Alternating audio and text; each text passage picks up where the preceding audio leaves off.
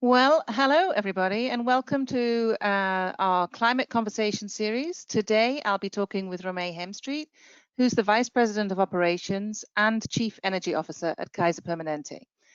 I'm Saskia Feast. I'm the VP of the Western Region at Natural Capital Partners, and delighted to welcome you this morning to this conversation. We've had a very good sign-up rate among sustainability and energy professionals from major corporations, including some pharma, investors and leading NGOs who would love to hear about what Kaiser Permanente is doing.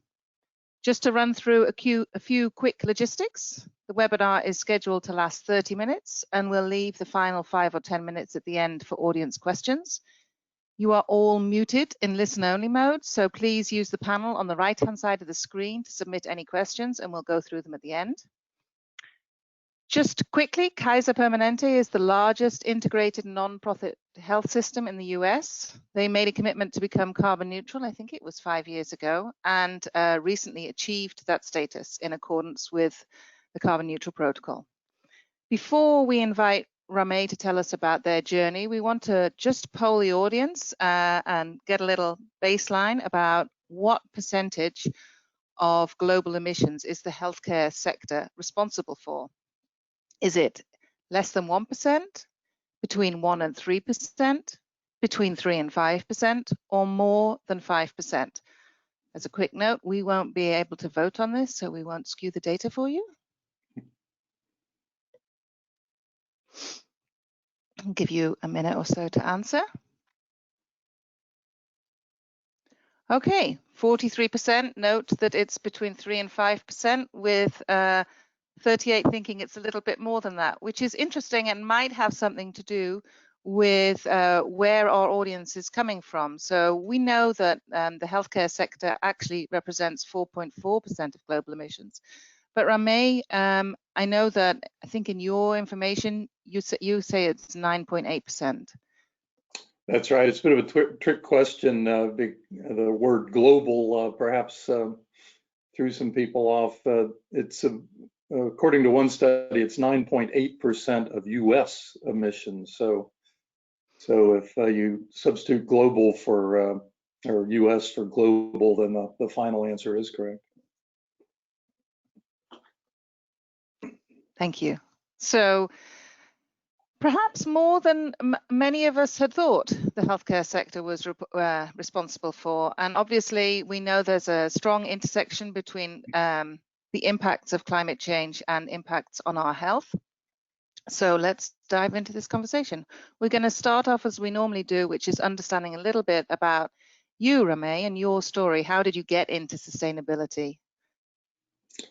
Yeah, that was a bit of a circuitous path because there's an important part of my title that isn't on the slide here. I'm the VP of Operations for National Facilities Services at Kaiser Permanente. So, I'm not in charge of medical care. So if you're not familiar with Kaiser Permanente, as Saskia said, we're an integrated healthcare provider, both insurance and healthcare delivery. We take care of about 12.4 million people. We have 12.4 million members now. And because we're an integrated system, we have a large infrastructure. So that's my background, is construction, public works, facilities management. Over the last 2 decades, obviously energy has always been an important portion of that, but increasingly renewable energy and sustainability have been an important component of facilities management. For me, I remember vividly bringing my 2 boys to see An Inconvenient Truth back, I think it was 2005. They were probably 12 and 10 at the time. And that made a big impression on me because it really worried me what future I'm leaving for them and for their, hopefully eventually their kids. So the intersection of becoming a disciple of Al Gore and the ability to have some impact in terms of facilities luckily came together for me late in my career in the United States Navy, where I started. I was in it's called the Civil Engineer Corps, which basically builds and manages all the infrastructure for the Navy and Marine Corps.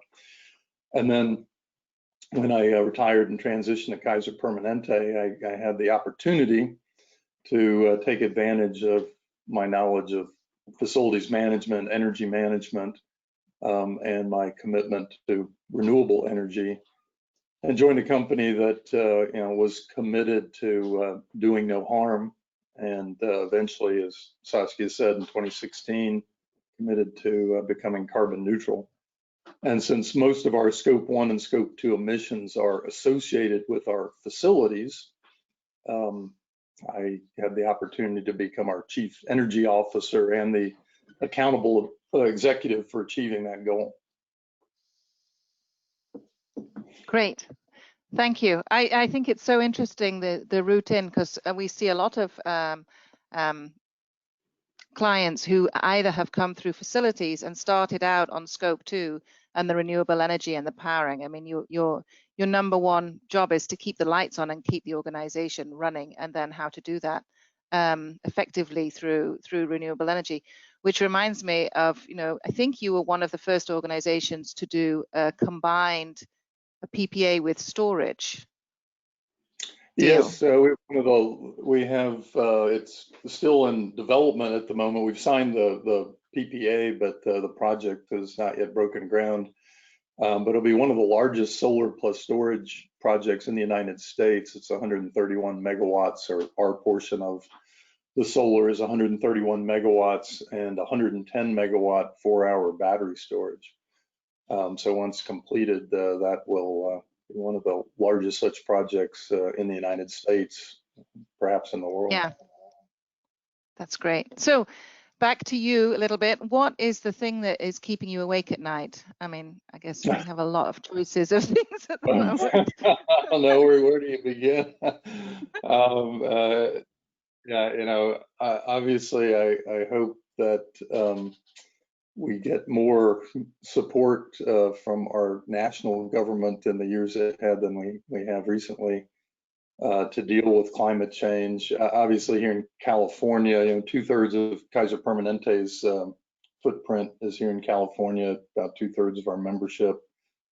And we've been hardly impacted by the wildfires over the last few years. I have people who work for me who've lost their homes in the wildfires. So that is an immediate threat, not only one of the consequences of the climate crisis, but now a immediate health threat. Obviously, climate change is probably the public health crisis of the 21st century. But in the shorter term, the poor air quality associated with the wildfires is a immediate health concern. So we're very worried about that, and also that brings up the issue of resiliency. Obviously, our facilities need to remain available to our members despite, power outages or wildfires. So we're very engaged in looking at resilient green energy options for resiliency. Thank you. And so what gets you motivated to get going in the morning, I guess, coming in to get that to happen, realized?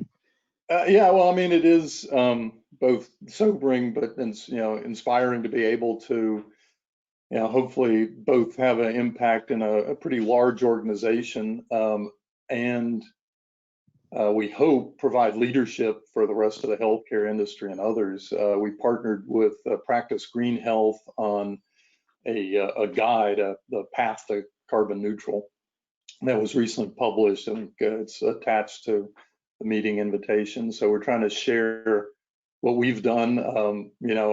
I freely give a lot of time to other organizations who want to chat about our energy program.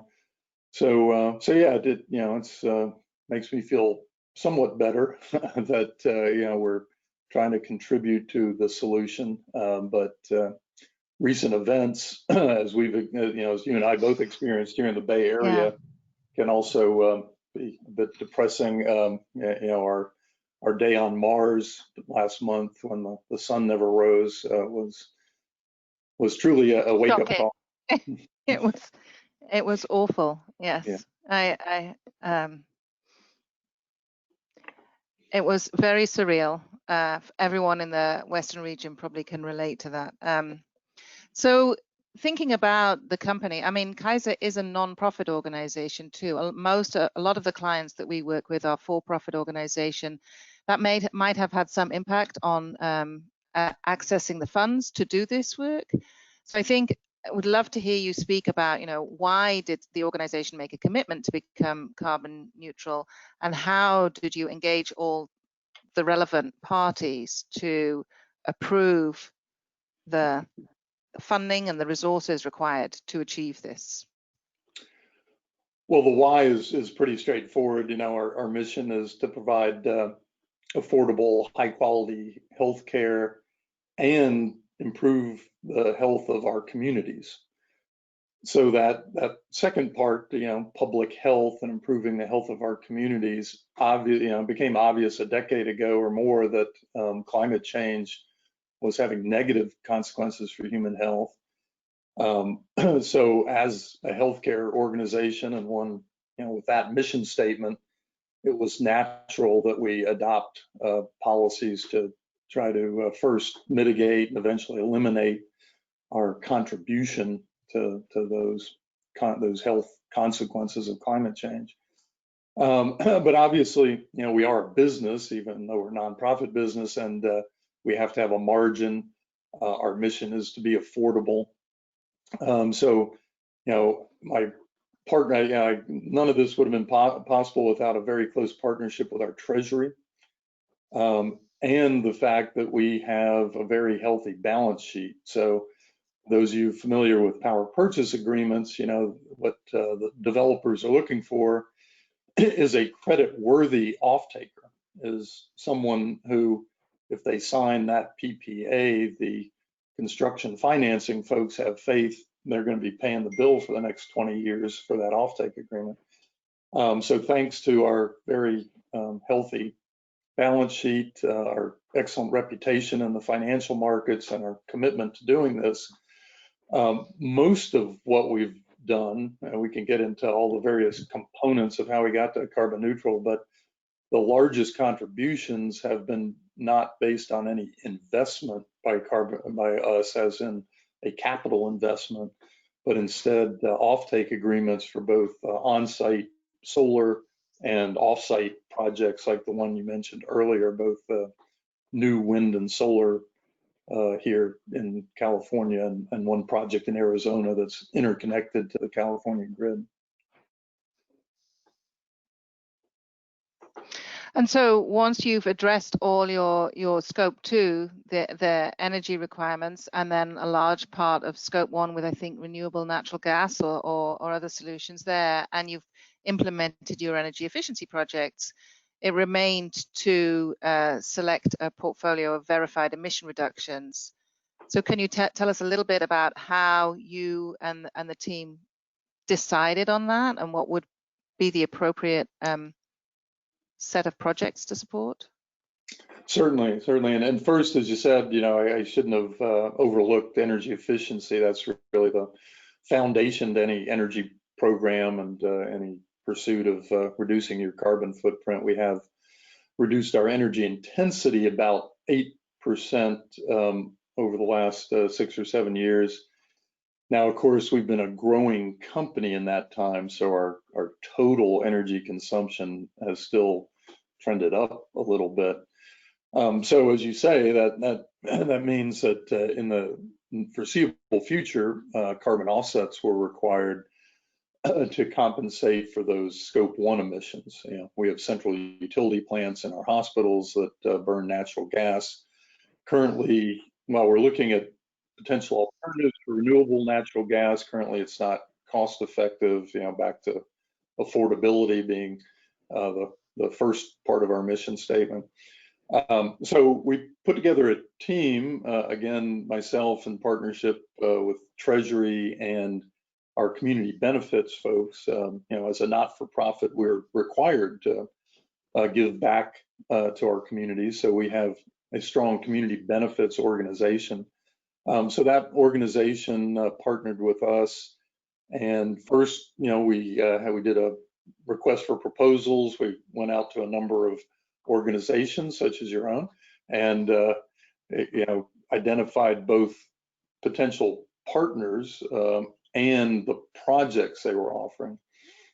We developed a set of criteria, based on our priorities of what type of projects we were looking for. And as you could expect, we were looking for projects with health co-benefits.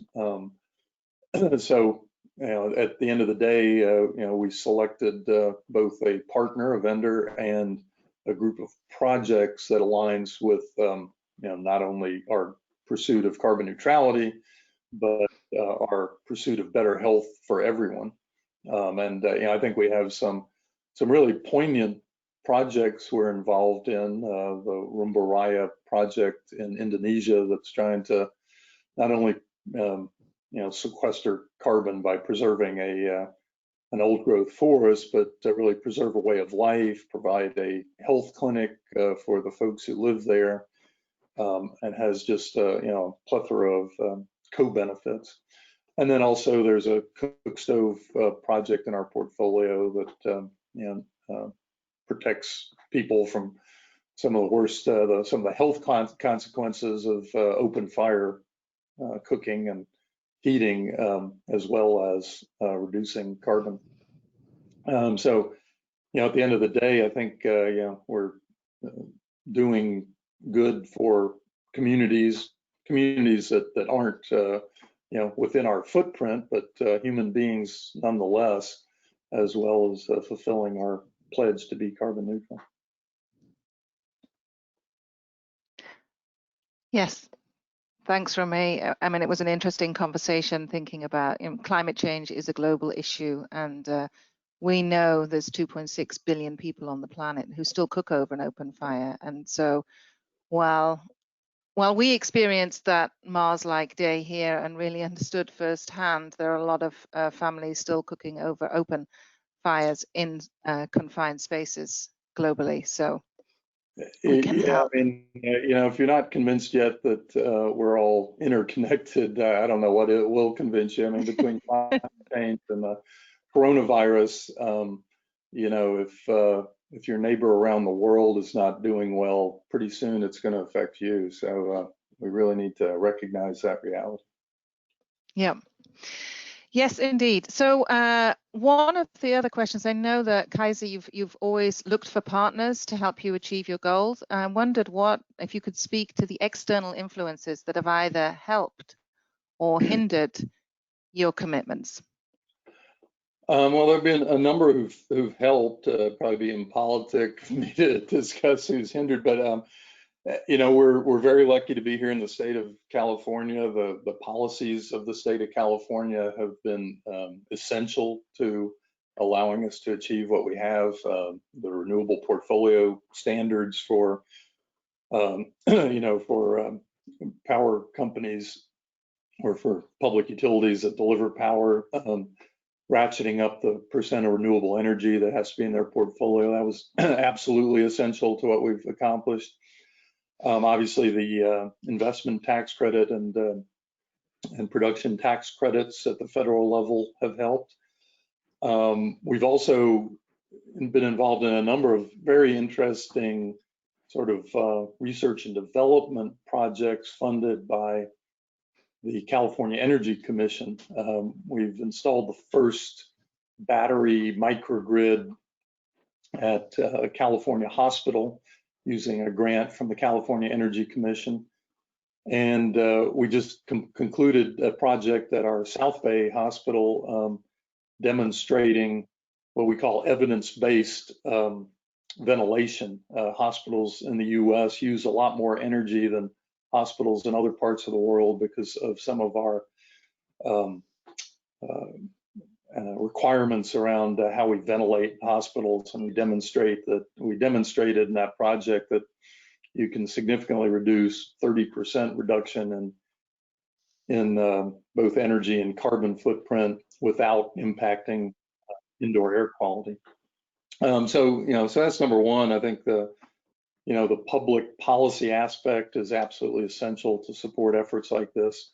And then we've had partners like Healthcare Without Harm, Practice Green Health, that has helped us develop that pathway to carbon neutral guide, and many others who have been essential. And some of the other healthcare systems, we learned a lot from some of our sister systems in other parts of the country who've also been leaders in this area. Great, thank you. I just want to call out to the audience. If you have any questions, please remember to submit them, and we've got 10 minutes left, so we'll be getting to any questions coming in shortly. I know this has been a journey. It started a while ago. We first talked in, I think, 2016. What have been some of the surprises, if along this journey, as you've made a commitment to carbon neutrality and then went out to do it? Well, one surprise, we realized the risk at the time, but to my earlier point about public policy, as you mentioned, we were an early mover in terms of utility scale virtual power purchase agreement, which financially is a contract for differences. At the time, the ITC was sunsetting. So we made the decision to go ahead and pull the trigger. We recognized at the time that solar panel prices and solar costs could continue to decline, and we were locking in at a rate that we thought it was judicious due to the potential expiration of the ITC. So one surprise was just how much more solar costs have declined in a short period of time. Now, I think in the last year or two, they've leveled off, but I can tell you that utility scale solar from 2014 to 2018, when we signed our second deal, the one you mentioned earlier with solar plus storage, solar prices declined by 150%. So in hindsight, it would have been smarter for us to purchase our entire inventory in 2018 rather than in two tranches. But just the extent of the decline in utility scale pricing has been a surprise. And also sort of leads me to believe that from a global perspective, maybe distributed generation is not always the most cost-effective solution. I mean, we pay 5-6 times the rate for our distributed solar as we do for utility scale solar. I guess the other revelation for me, as you might expect from my background, it was the entire carbon offset market and really the plethora of options that are available. All the different types of projects and just how the co-benefits associated with those projects. It was really encouraging and inspirational to learn about some of the projects that are being offered and some of the great work that's being done. A lot of it's with local communities in far-flung and often very poor parts of the world, and there's a lot of good works going on. There's a lot of good stories of the transformation to a low carbon economy for a lot of people. Yes, I think it's great to see that the prices are coming down. I mean, I doubt they would if more people hadn't stepped up early, because you need to show demand in order to scale. So thanks for the early contract there. We have a few questions coming in. So one, which is a topic I know we discussed a few times, is did you find any offsets in California? Thinking about, you know, where the footprint is, and I know that was a real desire to have an impact locally too. Yeah, there were some forestry projects in California that we found. You know, not at the scale of some of the others, but there were some forestry projects. I recall one in the Santa Cruz Mountains, which obviously is very timely, as that was one of the areas that recently burned. So I think there are opportunities, and you know, I'm very interested in going forward because we're going to be purchasing carbon offsets for the foreseeable future. Obviously, we'd like to transition to you know, and reduce our scope 1 emissions, but that's going to be a long journey. So, you know, in the short run, we are very interested in exploring opportunities in agriculture and other areas that do exist here in the state of California and elsewhere in the United States. And again, that comes down to impact and cost as well, because what we see in local projects, California has a very active.